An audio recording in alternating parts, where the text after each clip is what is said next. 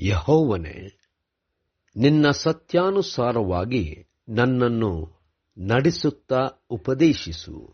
ನೀನೇ ನನ್ನನ್ನು ರಕ್ಷಿಸುವ ದೇವರು. ಹಗಲೆಲ್ಲ ನಿನ್ನನ್ನೇ ನಿರೀಕ್ಷಿಸುವವನಾಗಿದ್ದೇನೆ. ಮಂಗಳವಾರ 10 ಡಿಸೆಂಬರ್ 2024 ಇಸ್ವಿ.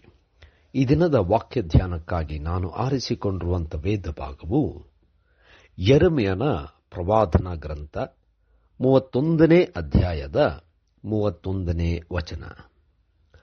ಯೆಹೋವನು ಇಂತೆನ್ನುತ್ತಾನೆ, ಇಗೋ, ನಾನು ಇಸ್ರಾಯೇಲ್ ವಂಶದವರೊಂದಿಗೂ ಯಹೂದ ವಂಶದವರೊಂದಿಗೂ ಹೊಸದಾಗಿರುವ ಒಂದು ಒಡಂಬಡಿಕೆಯನ್ನು ಮಾಡಿಕೊಳ್ಳುವ ದಿನಗಳು ಬರುವವು ಎಂಬುವಂಥದ್ದೇ. ಕರ್ತನಲ್ಲಿ ಪ್ರೀತಿಯುಳ್ಳ ದೇವ ಜನರೇ, ಶುಭೋದಯ. ದೇವರು ಹೊಸದಾದಂಥ ಒಡಂಬಡಿಕೆಯನ್ನು ನಮಗೋಸ್ಕರವಾಗಿ ಮತ್ತೊಮ್ಮೆ ಮಾಡುತ್ತಾನೆಂಬುದಾಗಿ ವಾಗ್ದಾನ ಮಾಡಿದ್ದಾನೆ. ಯೇಸುವಿನಲ್ಲಿ ನೆರವೇರಿಸಿದ್ದಾನೆ. ದೇವರ ನಾಮಕ್ಕೆ ಸ್ತೋತ್ರ ಉಂಟಾಗಲಿ. ಕರ್ತನಲ್ಲಿ ಪ್ರಿಯರೇ, ಈ ವಾಕ್ಯ ಧ್ಯಾನ ಮಾಡೋಣ. ಈ ದಿನದ ವಾಕ್ಯ ಧ್ಯಾನದ ಶೀರ್ಷಿಕೆ ಹೊಸ ಒಡಂಬಡಿಕೆ.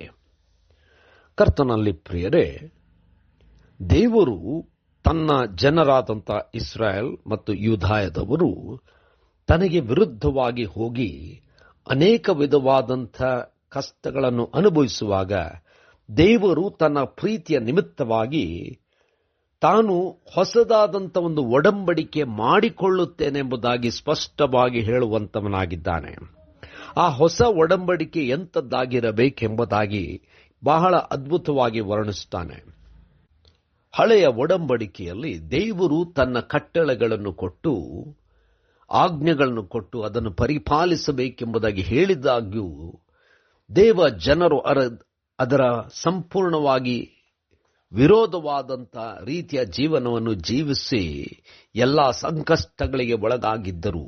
ಆದರೆ ದೇವರು ಹೇಳುವಂಥ ಮಾತು, ಹೊಸದಾದಂಥ ಒಡಂಬಡಿಕೆ ಮಾಡಿಕೊಳ್ಳುವಾಗ ಅವರ ಹೃದಯಗಳಲ್ಲಿ ಈ ಒಂದು ಆಜ್ಞೆಗಳು ಇರುವಂತೆ ಮಾಡುವೆನು ಎಂಬುದಾಗಿ ಹೇಳುತ್ತಾ, ಆಗ ಅವರು ನನ್ನ ಪ್ರಜೆಗಳು, ನಾನು ಅವರ ದೇವರು ಎಂಬುದಾಗಿ ಬಹಳ ಸ್ಪಷ್ಟವಾಗಿ ಹೇಳುವಂಥದ್ದನ್ನು ನೋಡುತ್ತೇವೆ.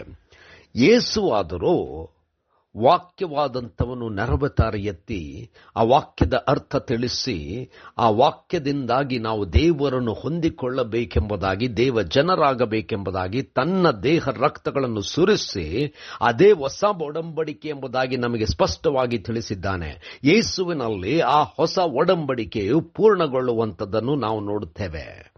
ದೇವರು ಹೊಸದಾದಂಥ ಒಡಂಬಡಿಕೆ ಮಾಡುತ್ತೇನೆ, ಅದರ ನಿಮಿತ್ತವಾಗಿ ನಾನು ನಿಮ್ಮ ದೇವರು, ನೀವು ನನ್ನ ಜನರೆಂಬುದಾಗಿ ಹೇಳಿದ್ದಕ್ಕೆ ಯೇಸುವಿನ ರಕ್ತ ನಮ್ಮನ್ನು ವಿಮೋಚಿಸುವುದು ಕಾರಣ ನಾವು ದೇವರ ಮಕ್ಕಳಾಗಿ ತಿರುಗಿ ಅಂಗೀಕರಿಸಲ್ಪಡುತ್ತೇವೆ. ದೇವರು ನಮ್ಮ ದೇವರಾಗಿ ನಮ್ಮನ್ನು ಮುನ್ನಡೆಸುವಂತವನಾಗಿದ್ದಾನೆ. ಯೇಸುವಿನಲ್ಲಿ ಈ ವಾಕ್ಯವು ಕೂಡ ಪರಿಪೂರ್ಣಗೊಂಡದ್ದು ನೋಡುತ್ತೇವೆ. ದೇವರಿಗೆ ಸ್ತೋತ್ರವಾಗಲಿ. ಕರ್ತನೇ ದಯಾಮಯ ಸ್ವಾಮಿ, ನಿನ್ನ ಕೃಪಾಶೀರ್ವಾದಗಳಿಗಾಗಿ ಸ್ತೋತ್ರ. ನಿನ್ನವರಾಗುವಂತೆ ನಮ್ಮನ್ನು ಬಲಪಡಿಸು. ಯೇಸುವಿನ ನಾಮದಲ್ಲಿ ಪ್ರಾರ್ಥನೆ ಬೇಡಿದೆವು ತಂದೆಯೇ, ಆಮೆನ್.